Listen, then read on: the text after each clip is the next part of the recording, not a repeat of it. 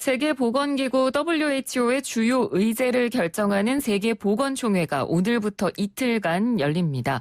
역대 최초로 화상으로 열리는 이번 회의에서 194개 회원국은 코로나19 대응책을 논의할 예정인데요. 이 WHO의 초기 대응 실패와 중국 편향적이라는 비난 여론 속에서 치러지는 이번 회의는 코로나19 기원에 대한 조사 요구와 더불어서 또 대만의 참여 여부를 둘러싼 미중 간의 갈등까지 더해져서 국제사회의 주목을 받고 있습니다. 자, 오늘은 세계보건총회 WHA의 관전 포인트를 짚어보도록 하죠. 한동대학교 국제지역학과 박원곤 교수 전화 연결합니다. 교수님 안녕하십니까? 네, 안녕하세요. 예, 먼저 이 세계보건총회가 어떤 회의인지 청취자분들을 위해서 좀 간략히 설명을 해주시죠. 예, 세계보건총회는 영어로는 World Health Assembly라고 해서 아까 말씀하신 WHA로 불리고요. 그러니까 세계보건기구의 최고 의결 기관이죠. 네. 매년 5월에 스위스 제네바에서 회의가 열리고 지금 WHO 회원국이 194개국입니다. 그래서 네. 각국 대표가 참여해서 조직 정책을 결정하고 사무총장을 임명하기도 하고 재정, 예산 사업 등을 승인을 하는 가장 중요한 그런 회의체다라고 보시면 되고요. 우리 한국에서는 보통 보건복지부 장관이 수석 대표로 참석을 하죠. 그렇군요. 근데 특히 또 이번 회의에서 주목해 볼 만한 부분이 문재인 대통령이 우리나라 현직 대통령 중에서는 처음으로 기조연설을 하는데요. 어떤 의미가 있다고 볼 수 있을까요? 예, 맞습니다. 그 현직 대통령이라고 표현을 하셨는데 왜냐하면 이전에 김대중 대통령이 2004년 5월에 전직 대통령으로 기조연설을 한 적이 있습니다. 예. 현직 대통령으로는 처음이고요. 이번 기조연설은 WHO 측의 요청으로 이뤄진 것으로 알려져 있습니다. 거브레여스스 WHO 사무총장이 문 대통령과 통화를 하면서 한국이 워낙 지금 여러 가지로 이 방역에 대해서 효과적인 그런 것을 하고 있지 않습니까? 네. 그런 부분에 대해 좀 공유를 해달라, 그리고 기존 발언을 해달라라고 요청을 했고요. 지금 알려지기는 그래서 한 5분에서 7분 정도 지금 기조연설이 예정될 거다. 이건 화상으로 녹화해서 이 화상회의니까 아마 전달될 거고요. 예. 우리 정부가 추진하는 이제 3대 원칙이 있지 않습니까? 코로나 바이러스 대응하는 거, 개방성, 투명성, 민주성. 이 부분에 대해서 아마 국제사회의 하나의 규범과 원칙으로 고려할 수 있도록 아마 이 부분에 대한 설명이 있을 것이다라고 생각을 합니다. 예.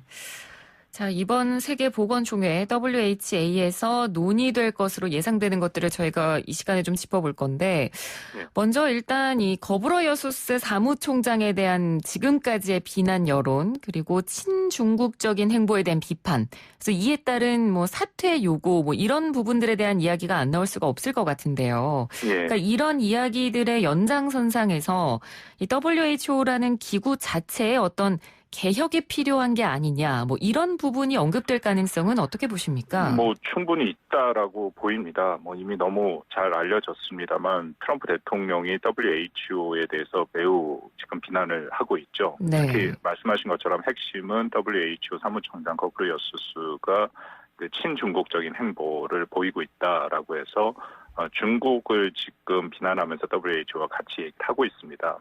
이런 비난의 목소리는 사실 미국만은 아니고요. 유럽 국가들도 상당히 이 같은 얘기를 지금 하고 있는 그런 상황입니다. 예. 그렇기 때문에 이 WHO 전체에 대한 그 문제 제기가 이번 회의에서 나올 가능성은 분명히 있다라고 판단이 되고요. 지금 일부에서 알려진 건 좀 극단적인 얘기까지도 나오고 있습니다. 거브레여스스 사무총장을 이번에 해임시켜야 된다. 네. 거기까지 얘기가 진전될 가능성은 제가 보기엔 크진 않는데 어쨌든 전반적으로 WHO의 문제에 대해서는 아주 심각하게 지금 제기가 될 가능성이 있다라고 보입니다. 네. 그렇다고 해서 이 WHO 사무총장이 스스로 사퇴할 가능성도 딱히 없는 거죠? 그렇죠. 예, 스스로 사퇴할 가능성은 없습니다. 물론 전에 그 무역기구 WTO 사무총장이 갑자기 사퇴를 하는 상황이 있긴 했었는데요. 이 WHO 거브레여수스 사무총장의 지금까지 행보를 보면 여전히 WHO가 제대로 지금 대응을 하고 있다라고 얘기를 하고 있고요. 오히려 이것을 비난하는 미국에 대해서 문제 제기를 하고 있고 또 결정적으로 중국이 계속 WHO에 대해서 여러 가지로 옹호하는 발언을 하고 있기 때문에 네. 좀 이따 더 말씀을 나누겠습니다만 이건 미중 간의 일종의 패권 경쟁 하에서 WHO가 보여지는 그런 모습들이 있습니다. 그럼에도 지금까지 밝혀진 사실들을 보면 WHO의 대응에 문제가 있었던 것은 분명하죠. 여러 가지로 비상사태 선포도 너무 늦었고 팬데믹에 대해서도 얼마 전에 독일 슈피겔지에서 얘기를 했습니다만 아직 확인된 건 아닙니다만 시진핑 주석이 요청을 해서 뒤로 미뤄졌다라는 얘기가 들리고요. 결정적으로 거브르여수스 현 사무총장이 2017년에 WHO 사무총장에 당선이 될 때 사실 중국이 아주 전적으로 선거운동을 한 것도 사실입니다. 네네. 그런 것들이 전반적으로 WHO 객관성에 대한 문제 제기로 이어지고 있는 것이죠. 네. 말씀해 주신 대로 어떤 WHO의 객관성, 그리고 이번에 코로나19 대응하는 데 대한 대응력의 문제, 그리고 개혁의 방안까지 언급하는 것에서 보면 여러 가지 시나리오들이 지금 또 언급이 되고 있는 것 같아요. 외부 전문가로 짜여진 독립 패널이 있어야 된다. 아니면 WHO의 주요 다른 국제기구나 협의체가 좀 어느 정도 개입을 해야 된다. 다양한 방안들이 지금 나오고 있더라고요. 그렇습니다. 말씀 나눈 것처럼 WHO의 문제가 심각하다라는 것이 서구에서 중심으로 얘기가 되고 있으니까 지금 다양한 안들이 백과장명식으로 나오기는 하는데요. 가장 지금 본격적으로 얘기되고 있는 것이 역시 독립 패널이죠. 지금 WHO의 객관성에 대해서 문제 제기가 되고 있으니까 네. 이것을 좀 독립적으로 운영할 수 있는 외부 전문가로 구성된 패널을 좀 구성하고 또 WHO라는 게 유엔의 산하기관 아닙니까? 그렇습니다. 유엔의 총장, 사무총장은 이것을 조금 더 관리하고 통제할 수 있는 그런 방안들이 지금 얘기가 되고 있고요.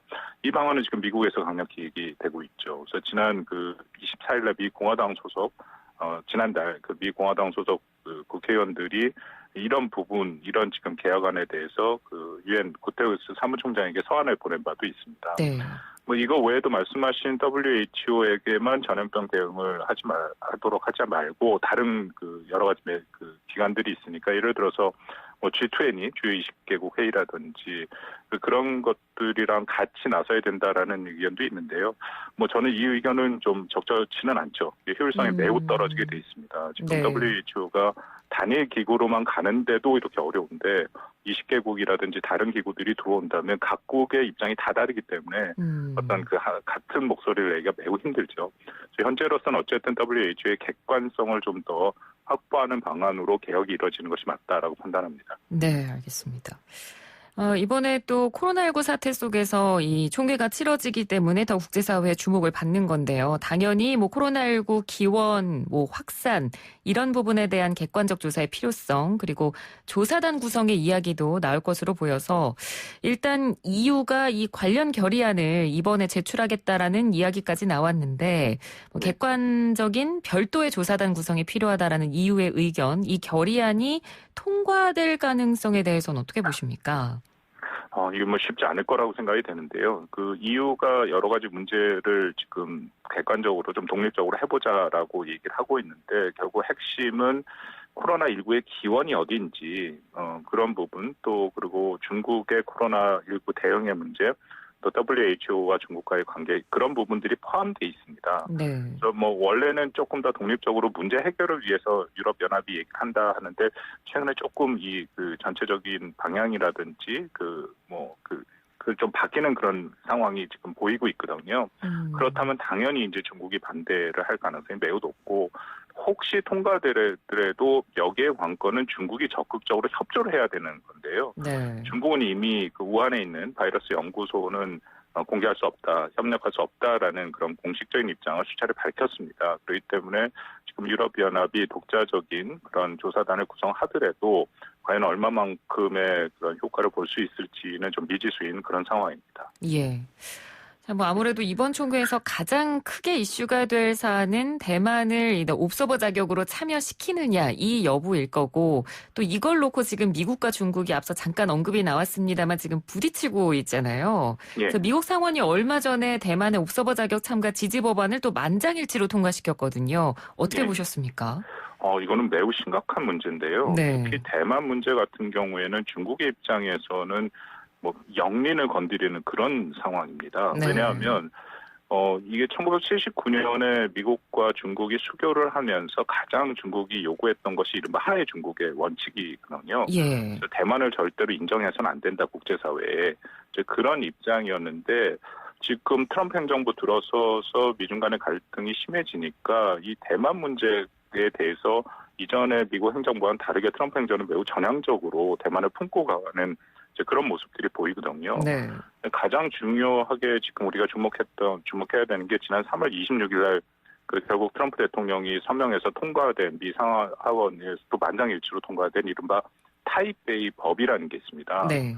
이 법의 내용을 보면 미국 국무부가 매년 의회에게 얼마만큼 대만의 외교 관계 및 파트너십을 증진시키기 위해서 노력을 했는지 그걸 보고하도록 돼 있고요. 네. 또 대만에 손해를 가하는 그런 행동을 하는 국가들에 대해서는 미국이 제재를 하도록 그렇게 돼 있고 또 가장 중국이 펄쩍 뛰는 여러 가지 무기와 관련돼서 방위물자도 제공할 수 있게 그렇게 돼 있습니다. 네. 그럼 중국은 당연히 이것을 하나의 중국 원칙에서 벗어난 것이다라고 강력히 지금 문제 제기를 하고 있고요. 그러니까 대만 문제를 건드린다라는 것은 미중 간의 타협의 여지를 없애는 그런 상황입니다. 물론 이 옵서버 문제는 좀 다르다고 제가 생각을 하는 게 네. 중국이 좀 문제가 있죠. 왜냐하면 대만이 그 WHO의 총회 옵서버로 참여를 했었습니다. 2009년부터 16년까지 했다가 이게 약간 반중 성향인 차잉의원 총통이 취임하니까 옵서버 자격을 중국의 입김에 의해서 상실하게 됐거든요. 네네. 옵서버로 참석하는 것 자체는 저는 문제는 없다 하는데 이제 큰 틀에서 미중 간의 이런 대만 갈등이 지금 대만을 둘러싼 갈등이 심각해지고 있다라고 판단합니다. 네. 그러니까 이 대만 옵서버 자격 여부를 이제 두고 미국이 갈등을 지금 고조시키고 있는 상황인데 문제는 이 WHO 회원국들 간에도 줄서기가 약간 시작되는 모습이 보이거든요. 그러니까 미국이 중국이 서로 이제 각각의 나라들에게 이번 일에서 우리를 지지해달라 이런 식으로 좀 요청을 하고 있는 모습을 보이고 그 안에 지금 한국도 있지 않습니까? 그렇습니다. 지금 100% 확인된 거는 아니지만 외교 소식통에 따르면은 중국이 한국한테 연락을 해서 외교 이 채널을 통해서 연락해서 미국의 주장을 지지하지 마. 이거는 결국 옵서버로 대만을 세우는 것을 한국이 지지하지 말라다라는 것을 비공식적으로 알렸다. 그런 보도도 있고요. 네. 더군다나 지난번에 시진핑 국가주석이 우리 문재인 대통령과 통화를 하지 않았습니까? 네네. 그때 중국에서 했던 발언을 보면 중국은 한국과 함께 WHO가 발휘하는 역할을 지지하기를 원한다. 이것은 지금 WHO가 여러 가지 문제가 있는데 한국이 중국 편을 좀 들어서 WHO를 지지해달라 이제 그런 것으로 읽을 여지가 충분히 있죠. 예. 반면에 지금 미국은 아까 잠깐 말씀하신 것처럼 미국 의회가 한국을 비롯해서 55개국의 대만의 그 세계 보건기구 참여를 지지해달라는 그런 서한을 또 보냈거든요. 네. 이거는 완전히 미국과 중국이 지금 서로 다른 방향을 얘기를 하고 있고 동맹국을 비롯해서 각국에 대해서 우호 국가에 대해서 지금 일종의 결정을 해라라는 그런 어려운 상황으로 지금 몰아넣고 있다. 그렇게 판단이 됩니다. 네. 그러니까 우리나라 입장에서는 이런 상황에 놓였을 때 어느 한쪽만도 완벽하게 지지할 수가 없는 상황인데요. 굉장히 난감하지 않습니까? 어떻게 대처를 해야 될까요?